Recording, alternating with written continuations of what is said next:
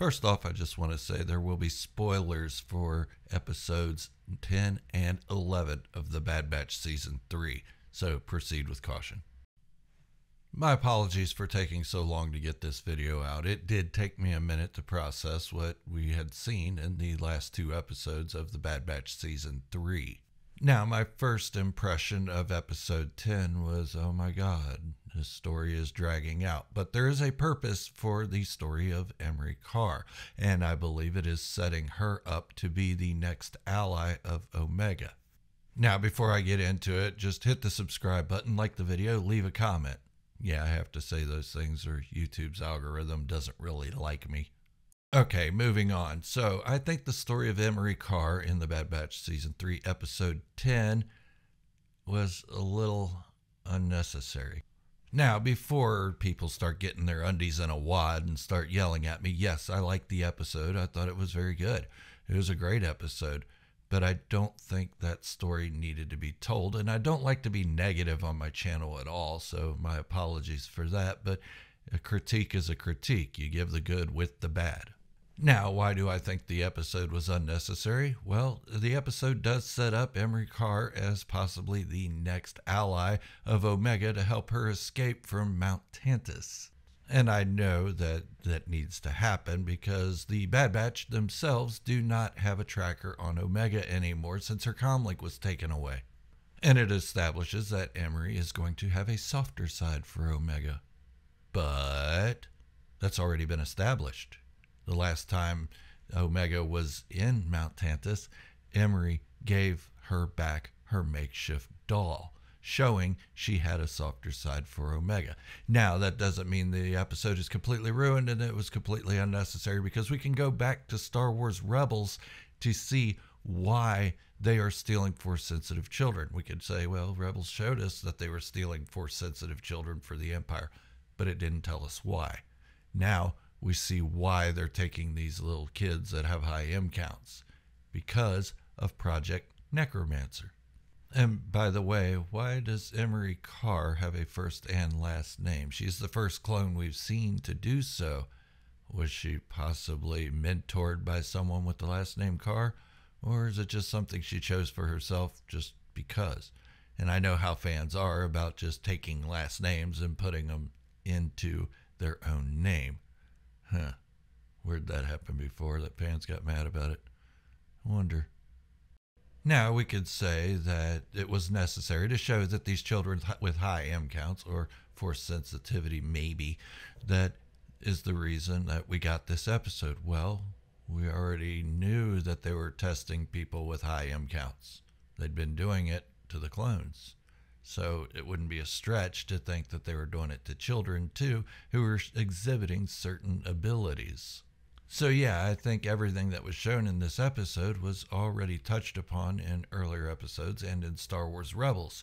So I don't think it was completely necessary, and that's concerning me that they took an entire episode to just reiterate things that we already knew. But it was a good episode, I digress. And the music was on par. It was great. The visuals are amazing. The story is good. And now we know that Omega is going to have an ally in helping her once again escape from Mount Tantus on her own without the help of her Bad Batch brothers. Yeah, see a pattern there? They haven't really helped her escape that place. They couldn't. They don't know where it is. So, yeah, they're kind of useless. I don't know. Yeah, maybe not useless. Just unable to help. Now, the concerning part for me is that the entire series hasn't really pushed the story along very far. And we can say that, yes, it's moved along, and it has moved along, but it's inched along. It's been drug along. And there's only 4 episodes left to tie up a lot of loose ends. Are they going to find Mount Tantus in those 4 episodes? What about Commander Cody? Are we going to see what happened to him? What about Clone X, or CX2 as he's known? Are we going to find out he is Crosshair?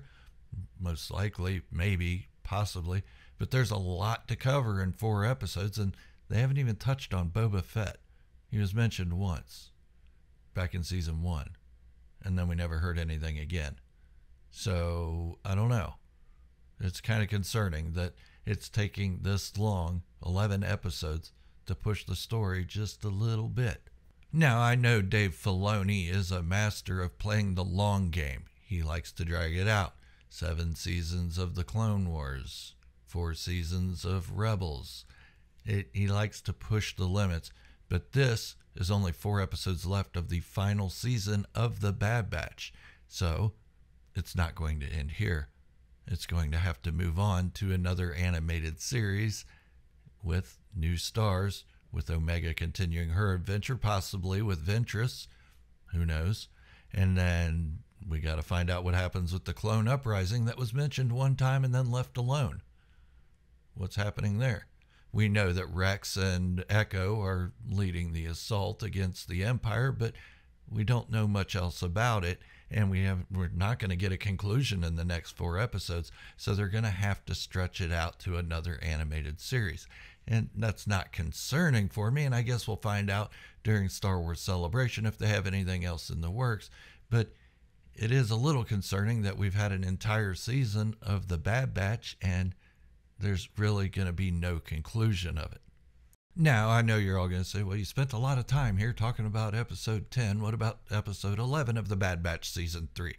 Well, I have no qualms with it. That one actually pushed the limits and moved things forward a little bit. Although Omega's right back in the spot she was a few episodes ago. And now we've moved the story backward a little bit. But the episode was great. It had a lot of action, a lot of moving story. It had that they're not safe on Pabu as they thought they were, because Ventress was right that she could track them than anybody really could that had the means. And they did. They tracked her right there. So, yeah, it moved the story along a little bit, and I can't wait to see episode 12. But let me know down in the comments what you guys think about these 2 episodes. I'd really love to hear from you. And don't forget to hit the subscribe button, like the video, share it with some friends, some enemies, somebody that likes Darth Vader. I don't care. Share it with anybody. Share it with your cat. But this is Gerald, a Star Wars fanatic, signing off, wishing you all great health, happiness, and peace. Thank you all for watching. And remember, this is the way. And positivity in Star Wars can be the only way. Oh, and before I forget, yeah, I know that's usually my exit from the video, but don't forget to check out my other channel. If you like scary stories, spooky stories, paranormal, anything like that, go check it out. I'll leave a link in the description and at the end of this video. Go over there, watch a video or 2, subscribe to it. Let me know what you think. All right. Thank you.